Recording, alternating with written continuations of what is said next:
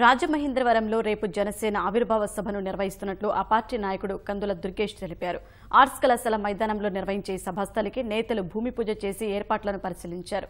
ఇది ఆవిర్భావ సభ మాత్రమే కాదని తమ పార్టీ ఎన్నికల శంఖారావంగా భావిస్తున్నట్లు కందుల దుర్గేష్ తెలిపారు. జనసేన అధినేత పవన్ కళ్యాణ్ ప్రజా మేనిఫెస్టో కూడా ఈ సభలో ప్రకటించే అవకాశం ఉందన్నారు. సభకు రాష్ట్రంలోని 13 జిల్లాల ప్రజలు హాజరవుతారని తాజా మాజీ ఎమ్మెల్యే ఆకుల సత్యనారాయణ తెలిపారు.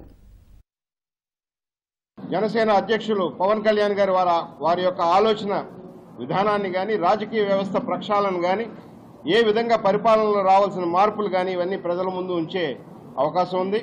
అలాగే ఏదైతే ఈ రాష్ట్ర ప్రజల కోసం తాను ఏమి చేయగలడో ఏ విధమైన పరిపాలన అందించగలరో కూడా చెప్తాను. మొన్న రాయలసీమలో చెప్పడం జరిగింది, నేను మోసం చేయను, మభ్యపెట్టను అని చెప్పిన వ్యక్తి జనసేన పార్టీ అధ్యక్షులు పవన్ కళ్యాణ్ గారు.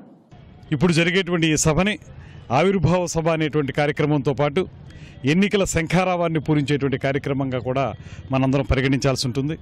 రేపు ఎన్నికల్లో మేము అధికారంలోకి వచ్చిన తర్వాత ఏ రకమైనటువంటి ప్రణాళికతోటి ప్రజల సమస్యల్ని పరిష్కరిస్తామనేటువంటి దాన్ని మేనిఫెస్టో రూపంలో ప్రకటించేదానికి కూడా అవకాశం ఉంది.